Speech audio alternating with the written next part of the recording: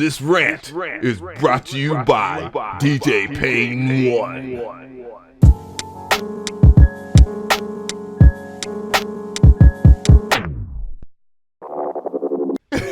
What is going on, guys? I had to do this video. At first, I wasn't going to do a video today, but then I thought to myself, as I read the thread on Twitter, this video needs to happen because I think it's some clarification that is needed by somebody that has common sense, while people are the blind are leading the blind, and I think people need to understand something. So this is going to be a rant-torial.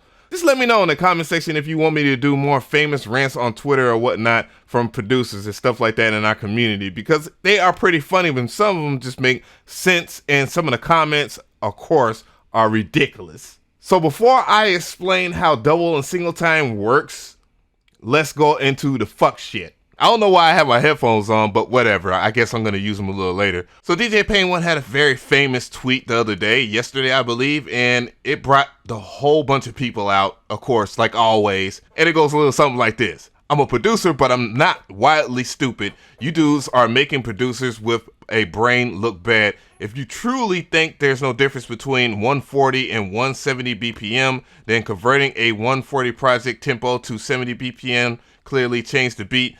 You're ignorant as fuck. Please block me. And it only gets better from there. Going on down, you see people reply, and oh, converting in between, my bad. I thought you meant when making a beat. Come on, come on, come on. Oh my gosh, come on, Protocol 11. You my dude. Come on, Protocol. Yeah, there's a big difference, but I will also affect the note length and the ADSR stuff. So, okay, so basing that kind of figures that out. And then we have Cody, or wherever the fuck his name is. He says, but there's a difference between 48 and 96 BPM, right? And then, of course, some random dude, which I'm hoping that Cody was playing, some random dude answers yes. And I'm not dissing that random guy. And then we have Nice Guy Beast that comes in and he says, of course there's a big difference, LOL. But in fairness, if you produce a 140 BPM at half speed, it's going to sound like a 70 BPM produced a regular tempo. What? And people produce trap at 140 versus 170 just because it's easier to manipulate 16th and 32 notes. And see, and in comes the problem. Like, it's not that it's easier, it's that the fact that there are people out there that do not teach you proper etiquette when making beats. 70 BPM is the same as 140 BPM, but there are different things as far as setting up your bar lengths. Like if you're making a beat in 70 BPM, 4-bar loops are 4-bar loops. If you make that exact same beat in 140 BPM, hence the name double time, it will be 2 bars. So it makes counting bars quite difficult, regardless of how easier it is to input stuff so you can get faster hi-hat rolls and stuff like that. I get why people do want to use double time because it makes it feel like things are snappier, but it is unnecessary. And your DAW probably has an option to where you could do the exact same chops at double time in single time. Matter of fact, I could show you that. So now we're in the DAW, we're in FL Studio. I want to do it in FL Studio first because I know a lot of FL heads want to see what I'm talking about. So we're in double time. We're at 140 BPM. And, you know, I'm just going to go ahead and just fill. I filled the 2. And, you know, you can hear that that's how the hi-hats sound there. Now, if I was to go to like 70 BPM, it would sound like this right here. You would have to fill it in to get that exact same flow. You would have to fill it in like this because the BPM is slower. Now, what most people think is that you can't get choppier hi-hats in there, which is not the case. You could actually do the exact same things that you would at 140.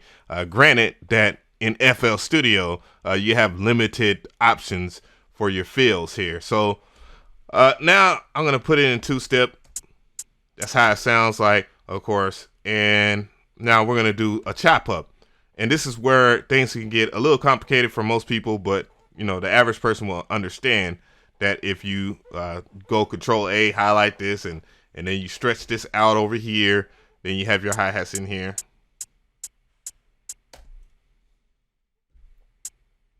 So I'm just gonna go ahead and add extra hi-hats in here. So now to get a chop, just hit Alt U, and Alt U after you highlight, by pressing Control and left clicking on whatever, it'll bring you up to time manipulation. You can chop it up to right now. And of course, by doing that, you get different ways that you can yield different chops. Now, there's another way that you can do this, and I will show you that. But before I do that, I want to go ahead and show you, the argument that most people have is that, you get more chops when you go into double time. So I'm in double time now, and the hi-hat should be way faster. All right. And to get that exact same chop, I would have to do it this way, which is highlight it. I'll just Control, left click, highlight whatever ones you want to chop up, Alt U, and then you have it. Of course, that's not the exact correct way to do it, but whatever works for right now. Now, there's another way that you can add in like your hi-hats. It would be practically easier than what I'm doing. You would go ahead and either pick the paint tool or press B. I usually do this kind of practice within all my DAWs. I use shortcuts, and then you can access your different time signatures by going up here and selecting that. But that also depends on what you have selected in your piano roll as far as like your time signatures as well. So if you're in your piano roll and you have your snap to main, that means that it will go by your main snap. But you can set the snaps separately within your piano roll, which I highly recommend that you don't do because it would be quite difficult to get it back in order. So what I'm going to do is I'm going to access steps like 1/4 step, and you'll see the grid change. So when I paint them in, I just got to readjust, and then you can paint them in this way. It's going to be really fast too. And that's it. Like, you really can get the exact same signatures, the signatures that you want. And if you want to do like triplets or anything like that, you just set it to 1/6 steps or something like that, and you can get your triplets in there. Boom, boom, boom, boom, boom. Of course, my triplets are offbeat, so I got to go and be more practical with it. There we go. Now your triplets on. So why am I so adamant about single time versus double time? Well, one, if you do 4-bar loops in single time, they're 4-bar loops. That's what it is. Now, if you do a 4-bar loop in double time, then that is a 2-bar loop. Hence the double time. You would divide it. So that's why I don't like it, is because when you're trying to lay out a track and you tell somebody 16 bars and they're doing it in 140, then 16 bars would be 8 bars. You see what I'm saying? That's where a lot of confusion comes in when you're teaching things like that or trying to help somebody out. Also, going back to this Cody guy where he says, but there is a difference between 48 and 96 BPM, right?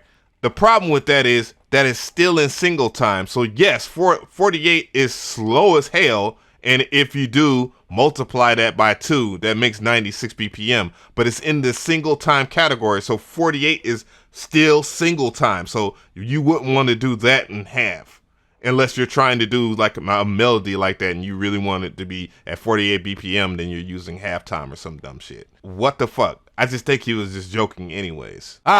So we're in Ableton Live now and I feel a lot better about myself. And this same trick works in Ableton Live. So I had the same hi-hat sample as I had before. Not like the sample's gonna change anyways. But there's a multitude of things I could do. So basically, I'm gonna go to 70 BPM because that's where the argument was at, I guess. And I'm just gonna lay down stuff using the repeater because I'm lazy as hell. I'm gonna go to 1/16. And here we go.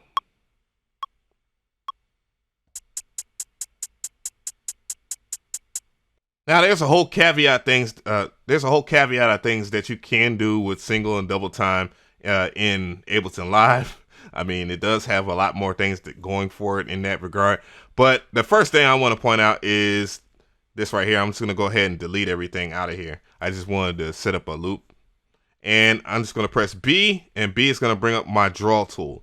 So from the draw tool, you can access three different things. You can increase if you look at the bottom right part of your screen, you can increase the time signatures and decrease it. So you can go all the way up to 128, which is a big difference between FL and this. So I can have at 70 BPM, if I just painted some stuff in here, just some random stuff. Do you see how fast I can go? I mean, again, this is not a penis swinging contest of DAWs here, because we all know that Ableton's the big dick.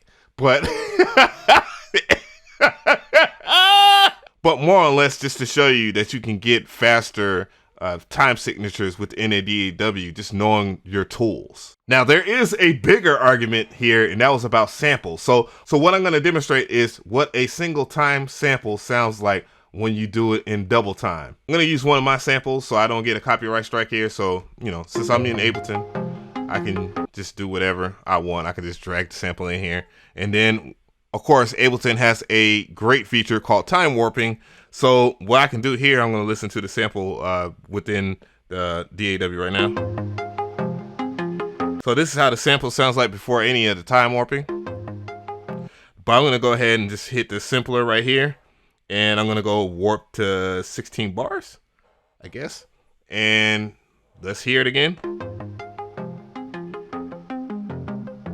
Now, if I was to go and down in BPM, of course, it's going to yield something different. I'm going to go to 70 BPM since it's already time warp. And then you start hearing.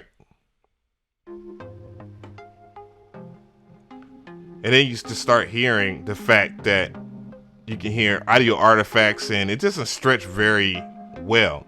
Now, if I was to go and do something a little different here, I'm going to go and I think it might yield the same thing. I'm just going to go ahead and use a new MIDI just in case, so I don't look like a ass.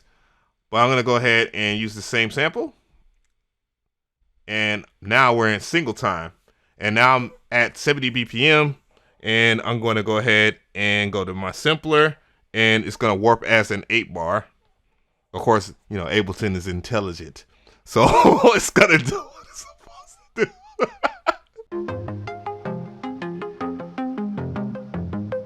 Now when I go up to like 140 BPM or whatever, well, before I do that, you know, you can adjust the speed of the sample itself, of course. That's like one of the things about Ableton I like.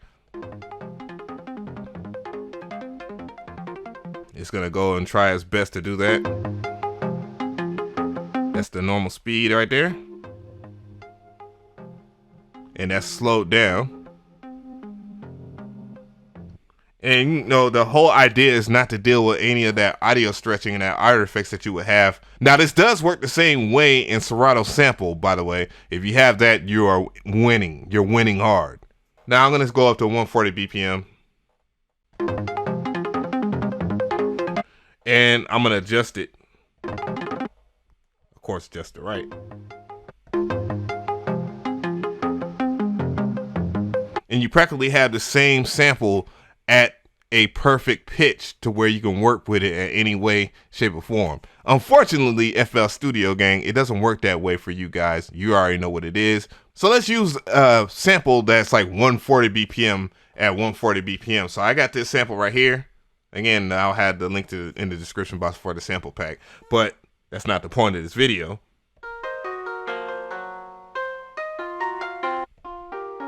And of course, I got to go ahead and add it to time warping, because that's how I have my Ableton Live set up. And now it's perfectly pitched. And yeah, you can do whatever the hell you want further the sample, and it will still be on point. But anyways, I'm going to go over here to 70 BPM. And let's hear it again. Now it's going to sound different, of course.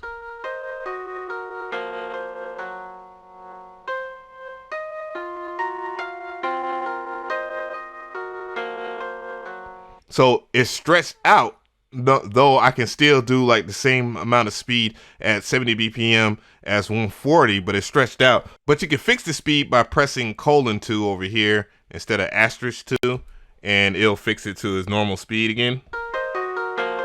No aliasing.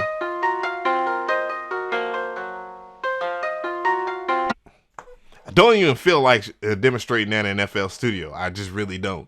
But you can do that in FL depending on what the sample is. So what do you think about this video? Just let me know how you feel. I just want to know from the comment section how you feel about this whole double time versus single time conspiracy. Because I think a lot of people got a joy out of trolling DJ Pain1. DJ Pain was a really good guy, man. But, you know, sometimes when you try to argue with the internet and try to correct people, it is just hilarious. And also he did like apologize because he just didn't want to argue all day about one little simple thing. So that's really dope of him. But I'm hard-headed and I don't let shit go.